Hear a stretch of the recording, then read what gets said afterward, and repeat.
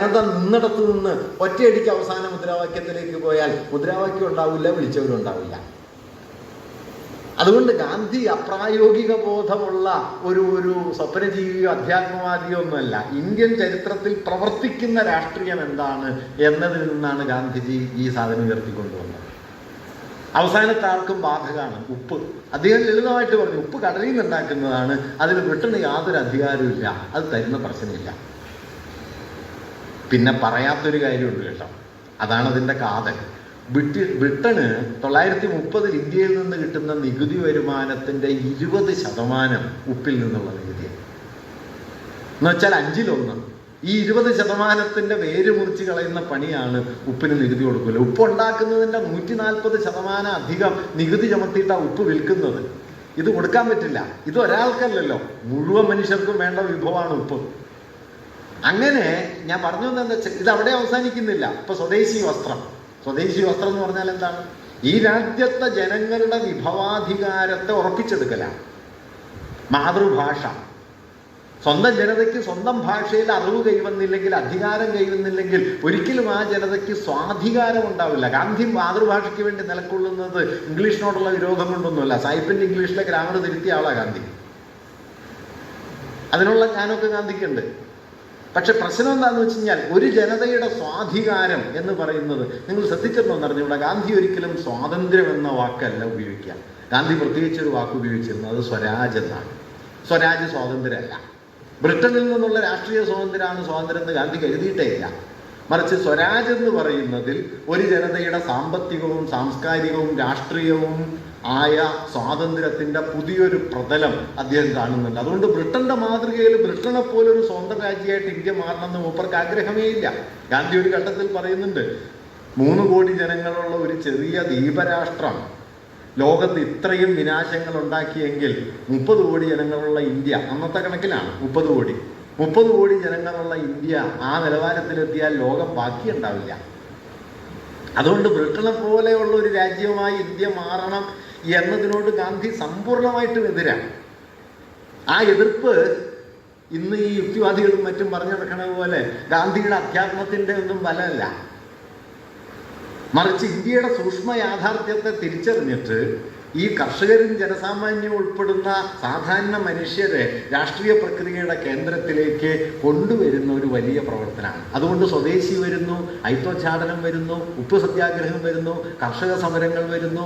ഇതെല്ലാം രൂപപ്പെട്ടു വരുന്നത് ഏത് ഘട്ടത്തിലാണ്? 20 മുതൽ 40 പകുതി വരെയുള്ള കാൽനൂറ്റാണ്ടാണ്. ഈ കാൽനൂറ്റാണ്ടിലാണ് വാസ്തവത്തിൽ നമ്മുടെ ദേശീയത അടിസ്ഥാനപരമായ സാമൂഹിക പ്രശ്നങ്ങളിലേക്ക്, ജനങ്ങളുടെ ജീവിതത്തിൻ്റെ ഭൗതിക ആധാരങ്ങളിലേക്ക് കടക്കുകയും അതുവരെ ദേശീയതയുടെ ആധാരമായിരുന്ന മതസ്വത്വത്തെ, സാംസ്കാരിക മൂല്യങ്ങളെ ഒക്കെ മറികടന്ന് ജനകീയമായ ഒരു സാമൂഹ്യ അടിസ്ഥാനം കൈവരിക്കുകയും ചെയ്തത്. ഞാൻ ഒറ്റ വാക്യത്തിൽ സംഗ്രഹിച്ച് പറയാം, നമ്മുടെ കാലത്തിന് ഇണങ്ങുന്ന നിലയിൽ കൂടി പറയാം. അതുവരെ മതാധിഷ്ഠിതമായിരുന്ന ദേശീയതാ സങ്കല്പത്തെ മതനിരപേക്ഷമായ ജനാധിപത്യ ദേശീയതയിലേക്ക് പരിണമിപ്പിക്കുന്നതിൻ്റെ നിർണായക കേന്ദ്രമായിരുന്നു ഗാന്ധിജി എന്ന്. 2 മാറ്റങ്ങൾ ഗാന്ധിയുടെ ദേശീയതാ സങ്കല്പത്തിൽ വന്നു. ഒന്ന്, മതത്തിൽ നിന്ന് ഗാന്ധിജി മതനിരപേക്ഷതയിലേക്ക് രാജ്യത്തിന്റെ ദേശീയതാ ഭാവനയെ കൊണ്ടുപോയി. അത് യൂറോപ്യൻ സെക്യുലറിസത്തിന്റെ പാറ്റേണിലല്ല കേട്ടോ. ഞാൻ ഈ മതനിരപേക്ഷത എന്ന് പറയുമ്പോൾ ഗാന്ധി ആവർത്തിച്ച സെക്യുലറിസം യൂറോപ്യൻ സെക്യുലറിസത്തിന്റെ ഒരു ആവർത്തനാണെന്നൊന്നും ധരിക്കരുത്. ഗാന്ധി അതിന് തീർത്തും എതിരായിരുന്നു. അത് നേരം കിട്ടിയാണെങ്കിൽ ഞാൻ പറയാം. ഗാന്ധിയുടെ ദേശീയതാ സങ്കല്പം തീർത്തും വ്യത്യസ്തമായിരുന്നു. മതനിരപേക്ഷതാ സങ്കല്പം പക്ഷേ ഫണ്ടമെന്റലി മതനിരപേക്ഷമായിരുന്നു. അത് മതങ്ങളെല്ലാം തുല്യമാണ് എന്ന തത്വം നാട്ടുകാരെ പറഞ്ഞു പഠിപ്പിച്ചതുകൊണ്ട് മാത്രമല്ല, മറിച്ച് മതാതീതമായി മനുഷ്യരിൽ പ്രവർത്തിക്കുന്ന അടിസ്ഥാന മൂല്യങ്ങളെ ദേശീയതയുടെ കേന്ദ്രത്തിലേക്ക് കൊണ്ടുവന്നിട്ടാണ്. അതാണ് ഞാൻ കൃഷി എന്ന് പറഞ്ഞത്. അങ്ങനെ 1920 മുതൽ 45 വരെയുള്ള ഒരു ഘട്ടത്തിൽ നോക്കിയാൽ നിങ്ങൾ കാണുന്നത് തൊഴിലാളികൾ ഉയർന്നു വരുന്നു, കർഷകർ ഉയർന്നു വരുന്നു, സ്ത്രീകളുടെ പ്രസ്ഥാനങ്ങൾ വരുന്നു, വിദ്യാർത്ഥി പ്രസ്ഥാനം വരുന്നു, യുവജന പ്രസ്ഥാനങ്ങൾ വരുന്നു, ട്രേഡ് യൂണിയനുകൾ വരുന്നു. ഇവരെല്ലാം ചേർന്ന ഒരു ആന്റി ഇംപീരിയൽ മുന്നണി രൂപപ്പെടുന്നു. എന്താണ് ഗാന്ധിയൻ ദേശീയതയുടെ മൗലികമായ 3 അടിസ്ഥാനങ്ങൾ പറയാം. ഒന്ന്, അത് അടിമുടി സാമ്രാജ്യത്വ വിരുദ്ധമാണ്. 2, അത് പരിപൂർണമായും മതങ്ങളുടെ ജാതികളുടെ അതിരുകൾക്ക് കുറുകെ നീങ്ങുന്നതാണ്. 3, അത് മനുഷ്യരുടെ ദൈനംദിന ജീവിതാവശ്യങ്ങളോട് പല നിലകളിൽ ബന്ധപ്പെട്ടതാണ്. അതായത് അമൂർത്തമായ രാഷ്ട്രീയ മുദ്രാവാക്യങ്ങളിലല്ല, മൂർത്തമായ ഭൗതിക ബന്ധങ്ങളിലാണ് ദേശീയ പ്രസ്ഥാനം ഈ 3-ാം ഘട്ടത്തിൽ നിൽക്കുന്നത്. 4-ാം ഘട്ടത്തിൽ, ഗാന്ധിയുടെ നേതൃത്വത്തിലെ ഘട്ടത്തിൽ. അങ്ങനെ മൂർത്തമായ ഭൗതിക പ്രശ്നങ്ങളിലേക്ക് വന്നപ്പോൾ നമ്മളെപ്പോഴും പറയുമല്ലോ, ദാരിദ്ര്യത്തിന് ജാതിയും മതവും ഇല്ല. ദാരിദ്ര്യത്തിന് ജാതിയും മതവും ഇല്ലാത്തതുപോലെ, തൊഴിലിന് ജാതിയും മതവും ഇല്ലാത്തതുപോലെ, കൃഷിക്ക് ജാതിയും മതവും ഇല്ലാത്തതുപോലെ, കച്ചവടത്തിന് ജാതിയും മതവും ഇല്ലാത്തതുപോലെ ഈ പ്രശ്നങ്ങളെ മുൻനിർത്തി വികസിച്ചു വന്ന ദേശീയതാ ഭാവനയും ജാതിക്കും മതത്തിനും അപ്പുറത്തേക്ക് നീങ്ങാൻ കെൽപ്പ് കാണിച്ചു. ഇതാണ് സെക്യുലർ നാഷണലിസത്തിന്റെ അടിസ്ഥാനമായി ഈ 20കൾക്ക് ശേഷം വികസിച്ചു വരുന്ന പ്രധാനം. 3-ാമത്തെ സുപ്രധാനമായ ഘടകം, ദേശീയത എന്നതിനെ മതത്തെയോ മറ്റേതെങ്കിലും ആഭ്യന്തര മൂല്യങ്ങളെയോ മുൻനിർത്തിയല്ല അന്ന് വികസിപ്പിച്ചത്. ദേശീയതയെ വികസിപ്പിച്ചത് ബ്രിട്ടീഷ് വിരുദ്ധതയെ മുൻനിർത്തിയാണ്. ഇത് കേന്ദ്ര പ്രശ്നമാണ്.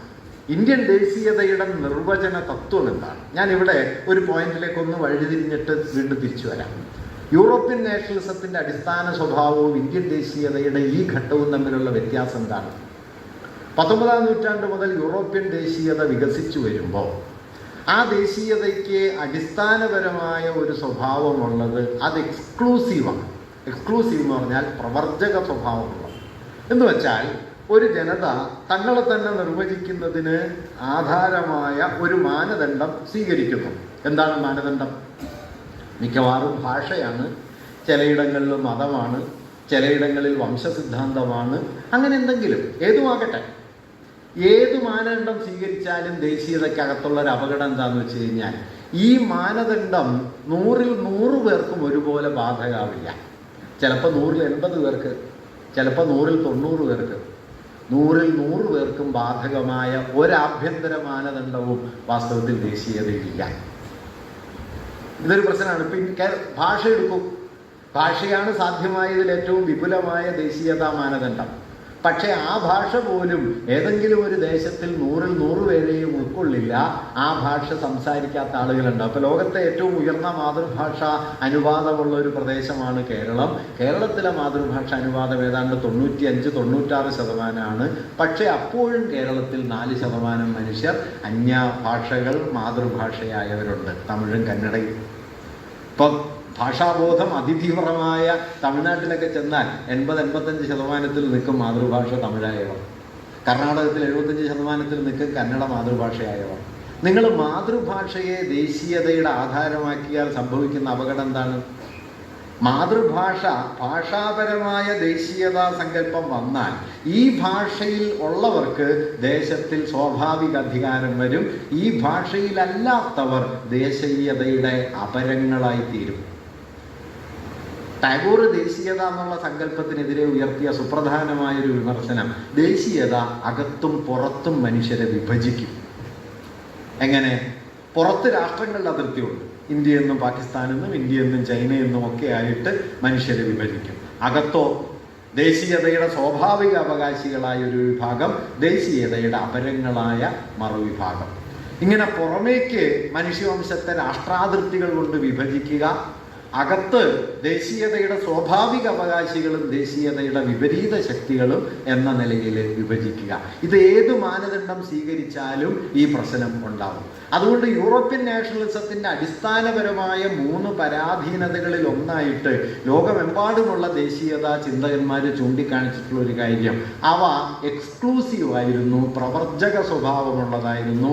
അകമേ ഉൾപ്പെട്ടു നിൽക്കുന്നവരെ ദേശത്തിന്റെ സ്വാഭാവിക അധികാരികളാക്കുകയും ദേശത്തിന്റെ വിപരീതങ്ങളെ, അതർ ഓഫ് ദ നേഷൻ, ദേശശത്രുക്കൾ, ഇന്നിപ്പോൾ നമ്മുടെ രാജ്യത്ത് രാജ്യദ്രോഹികൾ എന്നാണ് അതിൻ്റെ മലയാളം.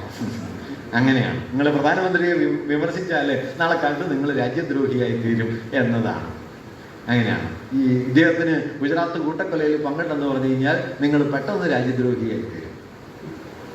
അങ്ങനെ ആയിത്തീരുന്നു എന്നുള്ളതാണ്. അതുകൊണ്ട് BBC-യുടെ ഡോക്യുമെൻ്ററി വളരെ രാജ്യദ്രോഹപരമാണ് എന്ന് നമ്മളോട് പ്രധാനമന്ത്രി പറഞ്ഞുകൊണ്ടിരിക്കുന്നു. അദാനിക്ക് 300 കോടി രൂപ എന്നും കൊടുത്തിട്ടുണ്ട്, വളരെ ദേശസ്നേഹപരമാണ്.